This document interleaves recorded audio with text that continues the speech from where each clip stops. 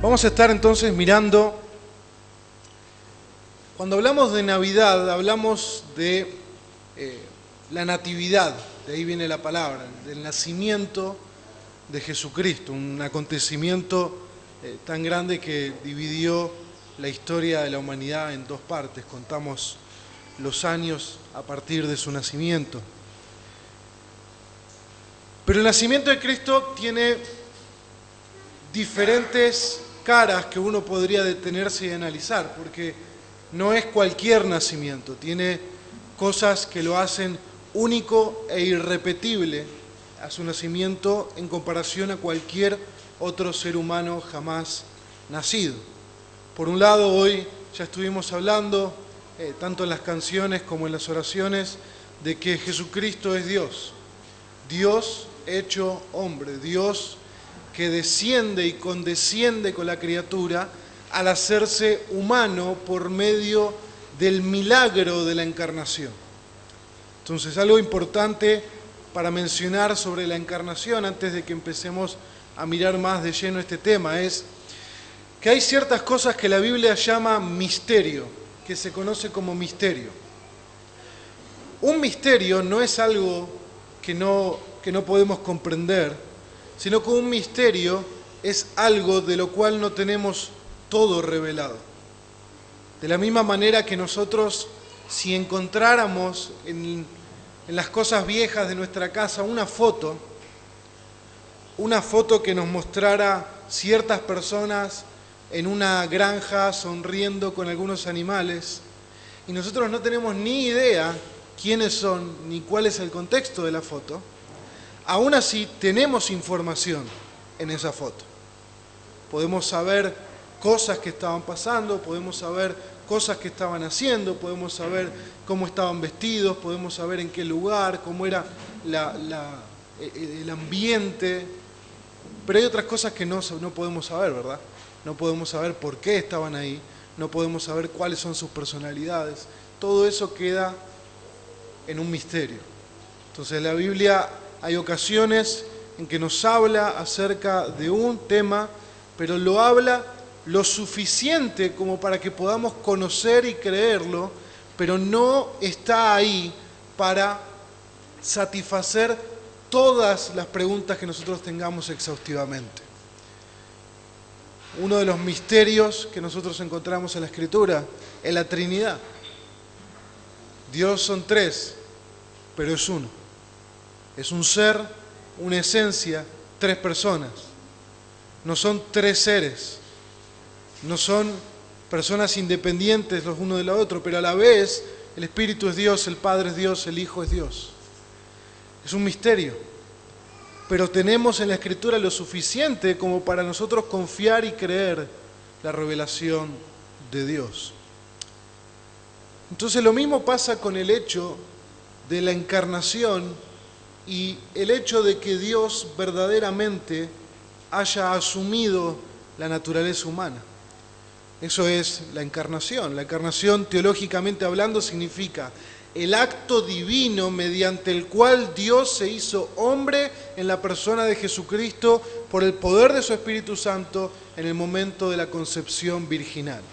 Hay un montón de aspectos ahí que no son para nada la normalidad de la raza humana. La concepción virginal, la idea de que Dios se encarne en una persona, la idea de que Dios decida encarnarse, que era para la mente griega del primer siglo, era una locura. La materia era algo malo, perverso, sucio, mientras el mundo de las ideas o lo espiritual era lo que era verdaderamente puro. Entonces, ¿cómo Dios, que es espíritu, purísimo, perfecto, ha de decidir entrar a ser parte de la materia, a hacerse hombre? Es de trascendental importancia tener presente que no fue a través de la encarnación que Jesús llegó a ser el Hijo de Dios, sino que Él fue eternamente y ha sido eternamente Dios Hijo. Hay un montón de herejías que surgieron en el primer y segundo siglo, por eso el tema que a lo largo de la historia de la Iglesia, en los primeros 3 siglos de historia de la Iglesia, el tema más debatido, el tema que requirió grandes concilios fue el tema de la cristología, el estudio de Cristo. ¿Quién es Cristo? ¿Quién es Jesús? Es sumamente importante que tengamos eso en cuenta. Abramos nuestra Biblia en Juan, capítulo 1, versículo 1. Vamos a leer versículo 1 al 3 y luego vamos a estar buscando Salmo 2.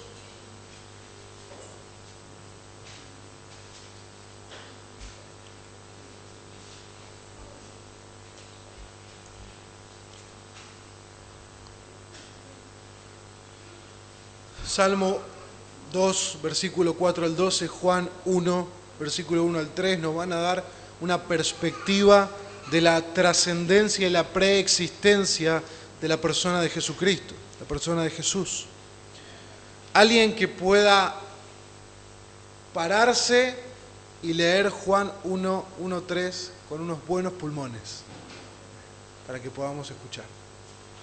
O si es muy tímido, que lea sentado, pero que suba fuerte el volumen.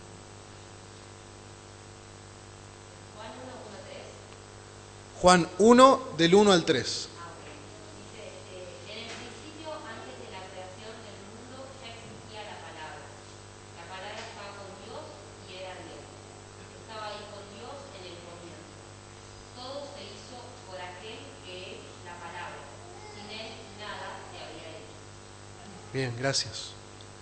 Entonces nosotros vemos en el principio, y cuando Juan cita en el principio, lo que él está queriendo que hagamos es un eco con el libro de Génesis, con el libro que comienza de la misma manera. En el principio creó, ¿quién? Dios, los cielos y la tierra. Y ahora Juan nos dice, en el principio existía, ¿quién? El Verbo. El Verbo estaba con Dios y el Verbo era Dios.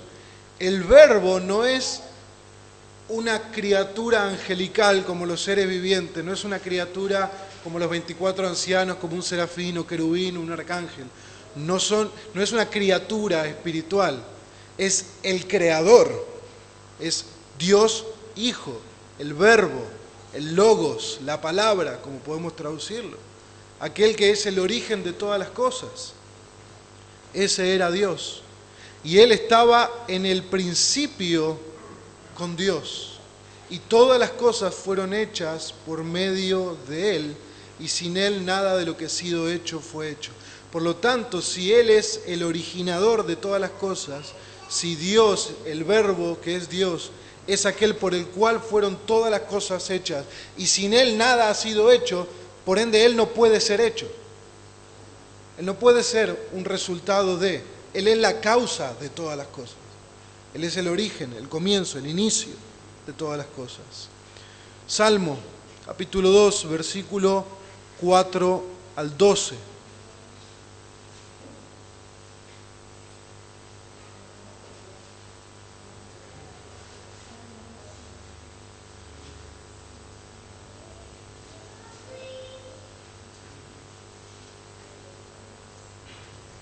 Salmo 2, del 4 al 12.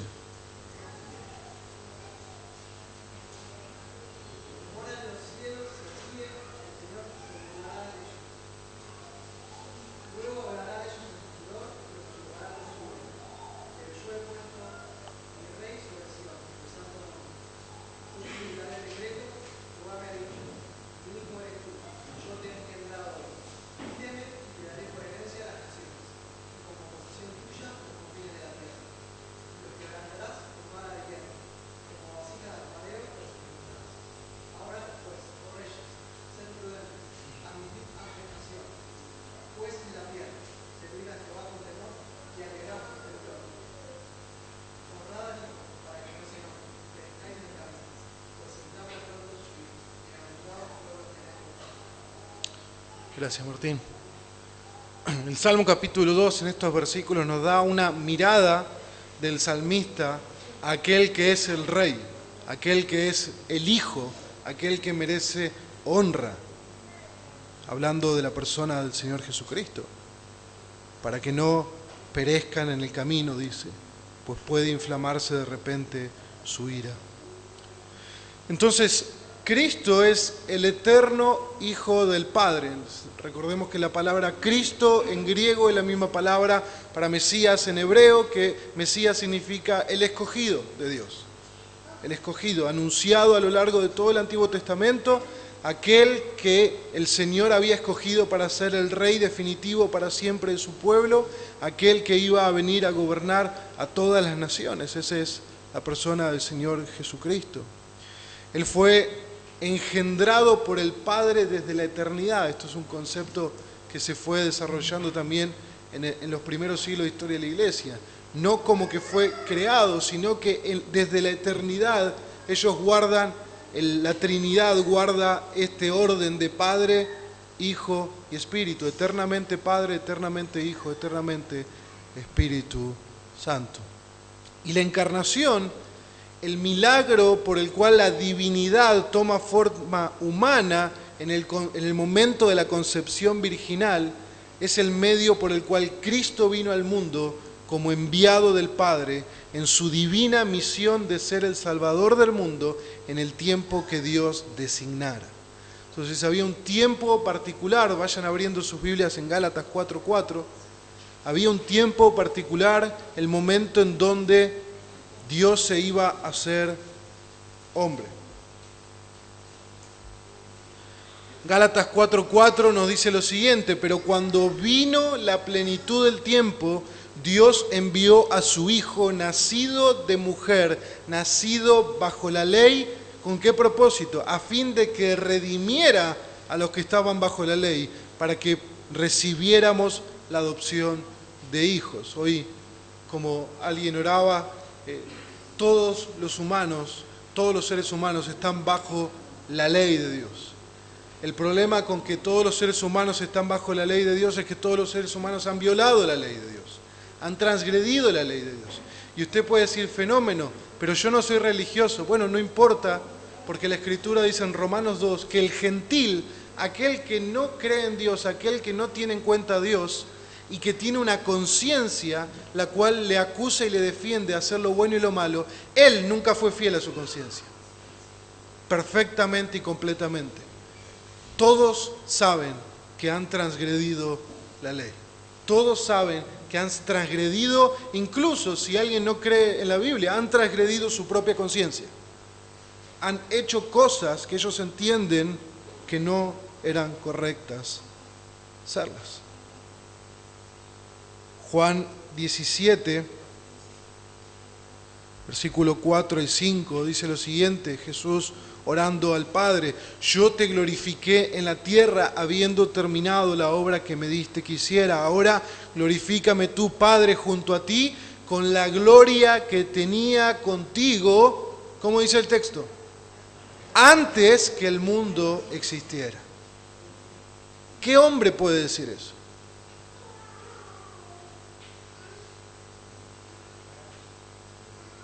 ¿Un loco o Dios hecho hombre? No hay alternativas. O Jesús era alguien demente, un loco, o Él era Dios verdaderamente. Uno no puede quedarse al medio y decir, no, me encanta Jesús. Yo no soy cristiano, pero Jesús me parece un maestro fabuloso de lo que necesitamos hoy en día para el bien de la humanidad. Bueno, ese hombre dijo que era Dios y dijo que Él estuvo con el Padre antes de que el mundo existiese. Entonces, o creemos en Jesús como alguien completamente demente, o creemos en Jesús como quien Él realmente es, el Hijo eterno de Dios. Primera de Pedro, capítulo 1, versículo 10 al 12. Les leo. Acerca de esta salvación, dice Pedro, los profetas que profetizaron de la gracia que vendría a ustedes. Estos profetas son aquellos que hablaban de parte de Dios al pueblo en el Antiguo Testamento. Profetizaron sobre este don de Dios que vendría para los que estaban en el tiempo de la venida de Jesucristo. Diligentemente inquirieron, dice Pedro, estos profetas, averiguaron y procuraban saber qué persona, quién o qué tiempo indicaba el Espíritu de Cristo dentro de ellos al predecir los sufrimientos de Cristo y las glorias que seguirían. Ellos querían entender lo que estaban profetizando. Pero dice Pedro, a ellos les fue revelado que no se servían a sí mismos, sino a ustedes, en estas cosas que ahora les han sido anunciadas mediante los que le predicaron el Evangelio por el Espíritu Santo enviado del cielo, cosas a los cuales los ángeles anhelan mirar. Bueno, había un punto en toda la historia de la humanidad, en la historia de la redención, que era el punto de revelar el mensaje del Evangelio, era el punto de revelar el plan de Dios para la salvación de los hombres. Durante mucho tiempo ese plan se fue anunciando, se fue profetizando, se fue esperando, había expectativa por el Mesías, por aquel que iba a traer liberación de la opresión del pueblo de Israel. Y en la llegada de Jesucristo, en su vida, su muerte y su resurrección, finalmente tenemos cuál era el plan de Dios completamente revelado. Los profetas que antes quisieron saber, no pudieron saberlo, pero entendieron, les fue revelado, dice la Escritura, que ellos nos estaban sirviendo a nosotros, aquellos que hoy sí podemos comprender el plan perfectamente de lo que Dios quería hacer por la persona de su Hijo. Entonces, Jesús es el eterno Hijo de Dios y Jesús vino a ser, a través de su encarnación, el Hijo del Hombre. El Hijo del Hombre. Es uno de los títulos favoritos que Jesús utiliza, el Hijo del Hombre. También lo encontramos en el libro de Daniel, cuando anuncia esta persona que iba a tener dominio, poder, el Hijo del Hombre. Jesucristo es el Hijo del Hombre. Entonces, ¿por qué fue necesario que Jesús se hiciera hombre? ¿Por qué Dios, creador de todas las cosas, completamente inmutable, santo, perfecto, omnipotente, omnipresente, omnisciente, trascendente a toda su creación, por qué molestarse? ¿Por qué condescender y hacerse hombre? ¿Por qué entrar a una humanidad que se había rebelado en contra suya? ¿Por qué no simplemente exterminarla y hacer una nueva? ¿Cómo? Por amor. Por amor. Uno de los atributos divinos de lo que es Dios mismo. Dios es amor. Amor, compasión, misericordia, gracia, justicia, santidad. Dios ha de condenar a los hombres por causa de su pecado. Ahora uno puede decir, bueno, entonces, ¿quiénes son los que van a ser condenados si son condenados por ser pecadores? Yo no me siento muy pecador. Bueno, la Biblia dice que somos todos pecadores, sin excepción. Por lo tanto, todos nosotros estamos condenados, seamos religiosos, ateos o cualquier cosa.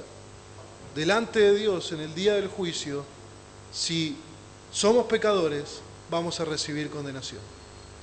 Pero el punto es que Dios decidió mostrar su gracia, su favor, su bondad, su amor, su compasión, al proveer una salvación para los hombres y que no tengan que terminar perdidos en la condenación. Ahora, ese plan de salvación fue sumamente costoso para Dios. Y uno puede decir, sí, pero a mí me dijeron que la salvación es gratuita, es por la fe, es por gracia, es un regalo. Sí, es un regalo, pero el que compró el regalo le costó muchísimo. Y una de las primeras cosas que nosotros podemos ver de cuánto Dios estuvo dispuesto a sacrificar para revelar su bondad y su gracia a hombres y mujeres que no lo merecen y que estaban yendo a la perdición, fue que Dios Hijo descendió y se hizo hombre. Dios Hijo decidió hacerse hombre, asumir la naturaleza humana. Entonces podríamos pensar en cuatro razones significativas de por qué era necesario que Dios Hijo se hiciera hombre en la persona de Jesús. Bueno, abran sus Biblias en Juan 1:18. Otros abran sus Biblias en 1 Corintios 1:11.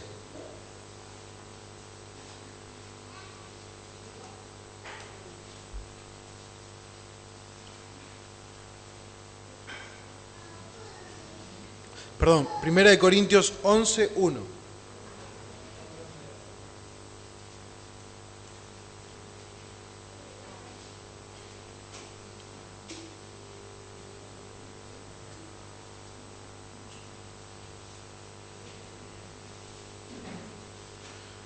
Luego Hebreos capítulo 1, versículo 1 y 2.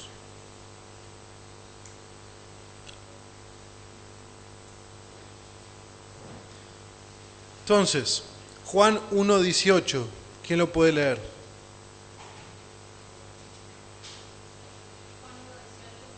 Sí.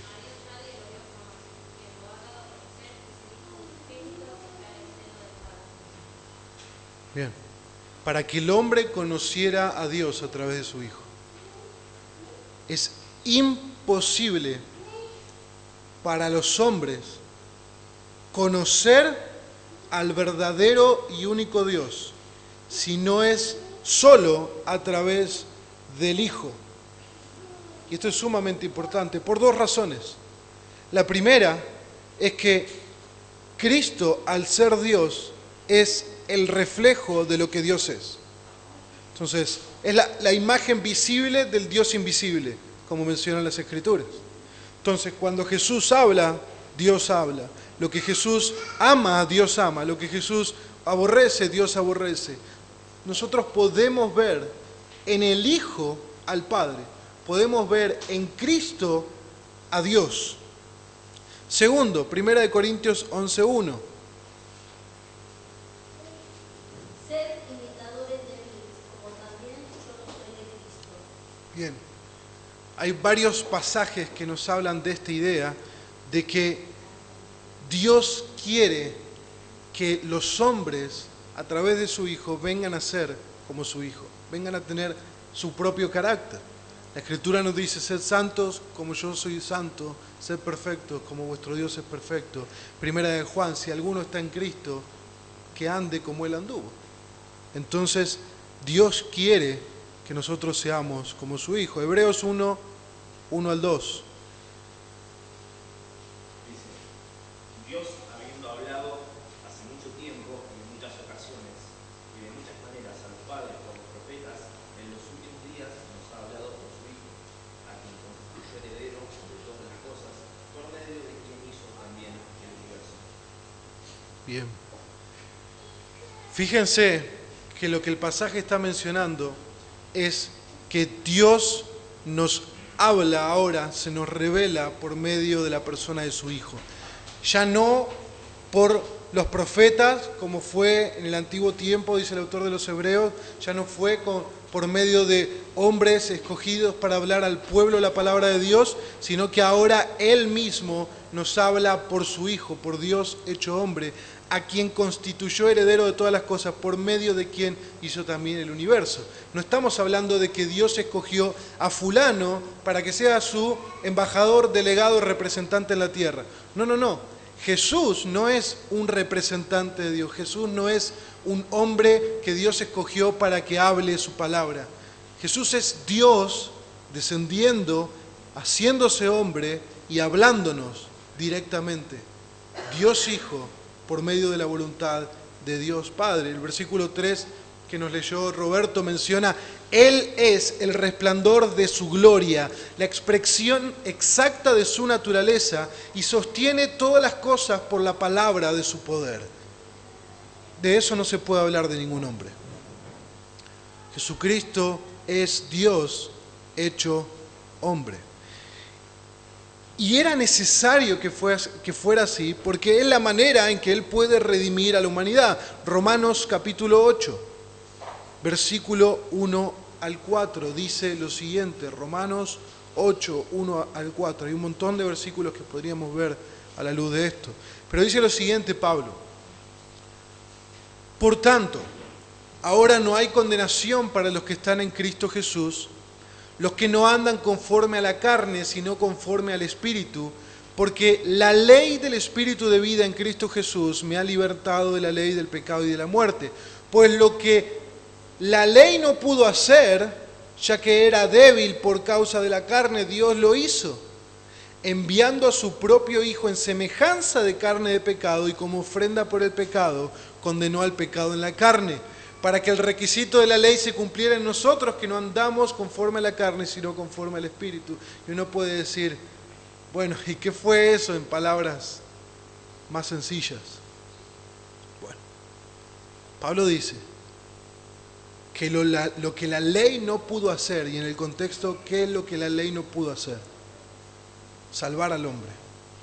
La ley no puede salvar. ¿Por qué? Porque la ley es el conjunto de reglas, de mandamientos, de leyes, de lo que Dios espera de los hombres. La ley no salva, no tiene ese propósito.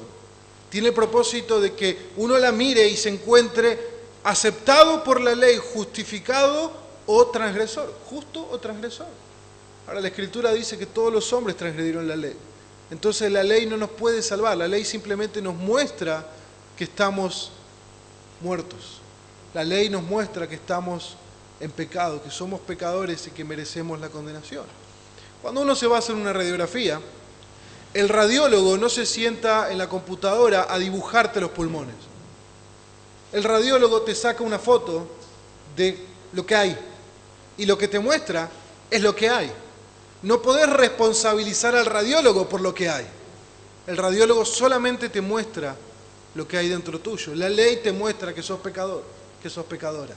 La ley te muestra que has ido en contra de tu conciencia. La ley te muestra que has violado los 10 mandamientos. La ley te muestra que has codiciado en tu mente, que has tenido envidia, que has contestado mal, que has mentido. La ley te muestra todo eso, te saca una radiografía y te da el informe. Y en todo estás mal. Lo que no quiere decir es que no seamos tan pecadores como pudiéramos ser. Por supuesto que no. Por la gracia de Dios, la gracia común. Pero sí que cuando nos subimos a la balanza, todos estamos faltos. Todos estamos faltos. Por lo tanto, la ley no puede hacerlo. ¿Y por qué? Dice Pablo, la ley es débil por causa de la carne. ¿Qué quiere decir? Por causa de nuestra naturaleza pecaminosa, por causa de nuestro pecado, la ley no puede salvarnos. Está atada de manos, porque solamente nos puede condenar. Entonces dice, lo que la ley no pudo hacer, Dios lo hizo. ¿Cómo? O sea, ¿cómo puede hacer Dios para que el pecador que transgredió la ley sea salvado si merece la condenación? Y Dios es justo. ¿Cómo puede un Dios justo, sin ser injusto, salvar a aquel que merece la condenación justamente? Bueno, enviando a su propio Hijo, dice Pablo, en semejanza de carne de pecado, es decir, como hombre, y como ofrenda por el pecado, condenó al pecado en la carne. Y ahí aparece una palabra que es el sacrificio, la ofrenda. Y ahí podríamos pasar toda la mañana viendo lo que significa el sacrificio y la ofrenda y cómo Cristo es un sacrificio y una ofrenda por nosotros. Pero el punto es lo siguiente: era necesario que existiera un hombre que no tuviera pecado para que pudiera cumplir la justicia que demanda la ley. Y entonces a ese hombre la ley lo aprobaría, la ley lo miraría, lo pesaría y diría, perfectamente justo. Pero por otro lado, tenía que ser lo suficientemente valioso, por utilizar un término, para que su justicia se pudiera aplicar no solamente a él mismo, sino a todo aquel que se arrepiente y crea. Lo vamos a ver después, ¿no? Entonces es necesario que aquel que muera en la cruz no sea un simple hombre. Si es un hombre, como cualquiera de nosotros, apaguemos la luz, vámonos y viva cada uno como quiera. Pero si ese hombre que murió en la cruz era sin pecado y a su vez era Dios, y a su vez en la cruz Él cargó nuestra condenación, y ahí cuando empezamos a analizar todo lo que es el Evangelio, decimos, momento, ¿qué es esto? Si esto es mentira, si Cristo no es quien dijo ser y Cristo no resucitó, Pablo dice, de todos los seres humanos que existen, somos los que más lástima damos. Porque vivimos una vida persiguiendo, siendo discípulos, obedeciendo, amando, predicando. ¿Para qué? Para nada. Pero si Cristo es quien dice ser, y Él sí resucitó de los muertos, que por ende, dicho sea de paso, es lo que ocurrió, y lo que Pablo comprueba en 1 Corintios 15, entonces, Pablo dice, entonces todo aquel que está en Cristo es una nueva criatura. Es una nueva creación. Ha sido purificado de sus pecados, ha sido hecho justo por medio de la obra de Cristo. Entonces Jesús como hombre se identificó con nosotros pecadores.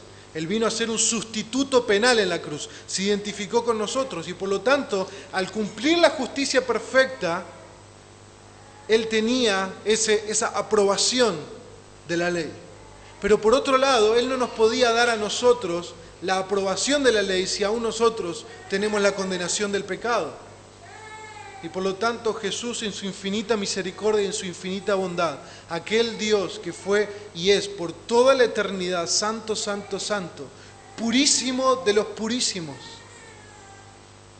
aquel que habita en luz inaccesible, como dice la Escritura, decidió hacerse pecado en la cruz. Decidió cargar con el pecado de su pueblo. Decidió que se le impute el castigo y la condenación que la ley exige, que Dios exige a los pecadores. Y en la cruz saldar la deuda. Y en la cruz agotar esa condenación. ¿Por qué? Aquel que ofendimos es un Dios eterno. ¿Cuál es el castigo de Dios a los pecadores? La condenación eterna. Se requiere un ser eterno para que pueda absorber esa condenación y dejarla libre y satisfacerla. Por eso cuando miramos la cruz, lo que miramos en la cruz, si se quiere, uno podría mencionarlo de tantas maneras. Hay una transacción legal. Hay un justo que se entrega para ser el sustituto de aquellos que merecen la condenación. Y en la cruz, Él carga con la condenación y paga la deuda y sufre el castigo de la ira de Dios. Pero a la vez, su justicia es aplicada al pecador que cree en Él. Y por lo tanto ahí se convierte lo que conocemos como el glorioso intercambio. El justo se entrega por los injustos para llevarnos a Dios. Fantástico. Entonces, ¿qué tengo que hacer para que ese sacrificio sea aplicado a mi vida? Porque si yo muero hoy voy a ir a la condenación. ¿Qué tengo que hacer? ¿A dónde tengo que ir? ¿Qué obras tengo que hacer? ¿Qué templo debo visitar? ¿A qué lugar debo ir de rodillas? ¿Qué libro me tengo que memorizar? ¿Cuántas oraciones debo rezar? Bueno, la Escritura nos dice que hay una sola manera de ser salvos. Y no es siendo justos. Y no es portándose bien. Y no es siendo religiosos. La única manera en que el hombre puede ser salvo es reconociendo su pecado, que él merece la justa condenación por sus pecados, y creyendo en el sacrificio que Dios hizo por medio de su Hijo en la cruz, como el medio que Dios aprueba para su salvación, siendo Jesucristo aquel que recibe su castigo y aquel que nos da su justicia perfecta, arrepintiéndose de su pecado y corriendo al Salvador. Es un regalo. Eso es la gracia. La gracia de Dios que se manifiesta en la cruz es un regalo para los pecadores. Y no hay otra clase de personas en el mundo. Pero no es para todos indiscriminadamente y exhaustivamente. Es para todo aquel que la quiere. Es para todo aquel que quiere ser salvo, que quiere ir a Cristo y obtener esa salvación que Dios ofrece como un regalo. Mientras hay vida, hay esperanza de poder ir a Cristo en arrepentimiento y fe. Entonces, cuando pensamos en la encarnación de Dios, tenemos que pensar en el amor de la cruz, como Juan 3:16 nos dice: de tal manera amó Dios al mundo. Alguien dijo que de tal manera encierra más de lo que nosotros podemos imaginar. ¿De qué manera? ¿Mucho? No, de tal manera. ¿Pero de qué manera? ¿Muchísimo? No, de tal manera. ¿De qué manera? Y si uno abre la caja de tal manera, uno ve al Dios trascendente descendiendo a la humanidad, naciendo de una virgen, viviendo una vida perfecta, siendo muerto en la cruz por sus enemigos, orando en la cruz por sus enemigos, muriendo en la cruz a favor de aquellos enemigos que habrían de creer en Él, resucitando de entre los muertos al tercer día, con sus llagas que Tomás pudo tocar. De tal manera, Dios amó al mundo que dio, que entregó a su Hijo unigénito, monógenes en griego, el único de su clase, el unigénito de Dios. ¿Para qué? Para que todo aquel que en Él cree, todo, y todo engloba todo, toda aquella persona, sin distinción de clase social, sin distinción de género, sin distinción educativa, sin distinción de nacionalidad, sin distinción de lengua, sin distinción de edades, todo aquel que en Él cree no se pierda, mas tenga vida eterna, porque Dios no envió a su Hijo al mundo para juzgar al mundo, sino para que el mundo sea salvo por Él. Sigue diciendo, el que cree en Él no es condenado. ¿Por qué? Porque aquel que cree en Él recibe el regalo de la salvación y Cristo paga su condenación. Pero el que no cree ya ha sido condenado. ¿Por qué? Porque la ley ya lo juzgó culpable, porque no ha creído en el unigénito Hijo de Dios. Y Juan dice en su primer capítulo, con esto ya terminamos, nosotros mencionamos al Verbo que estaba en el principio con Dios y por el cual fueron todas las cosas creadas. Juan en el versículo 14 nos dice algo que cambia todo. El Verbo se hizo carne. El Verbo se hizo carnes. El Logos se hizo materia, carne, y habitó entre nosotros. Y vimos su gloria, gloria como del unigénito del Padre, lleno de gracia y de verdad. Ese es Cristo. Y a eso apunta la Navidad. No podemos nosotros pensar en la Navidad de manera correcta sin pensar en qué significa el nacimiento de Jesús. Jonathan va a estar predicando sobre la Navidad, el pasaje específicamente, pero yo quería, el Señor en su misericordia nos permitió mirar en este tiempo un poco más sobre la encarnación de su Hijo y el aspecto y el propósito redentor que nosotros encontramos en que Jesucristo, siendo el Hijo de Dios, se hizo hombre y se hizo hombre para que nosotros pudiéramos conocer a Dios y para que nosotros pudiéramos ser salvos de nuestro pecado. Si vos estás acá y no sos cristiano, un día vas a estar delante de Dios. Un día vas a estar delante de Dios y Dios te va a juzgar. Y vos vas a poder decir, bueno, yo no soy religioso, está bien, veamos tu conciencia. Y por tu propia conciencia vas a ser acusado y juzgado. Todos van a ser juzgados por sus obras. Y aquel que haya transgredido en un solo de los mandamientos será entregado a una eterna condenación. Pero hoy, Dios nos ofrece un regalo sumamente costoso para Dios, pero gratuito para nosotros.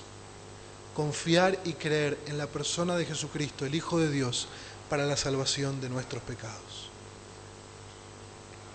Oramos. Señor, te agradecemos por este tiempo y te pedimos, Señor, que podamos meditar en estas cosas. Podamos pensar en nuestros corazones en estas cosas. Como cristianos, celebrar lo que Cristo hizo por nosotros. Y si hay no cristianos en medio nuestro, Señor, amigos, que puedan meditar en estas cosas en su corazón, Señor. Y que tú les hables. Te lo pedimos en el nombre de Jesús. Amén y amén.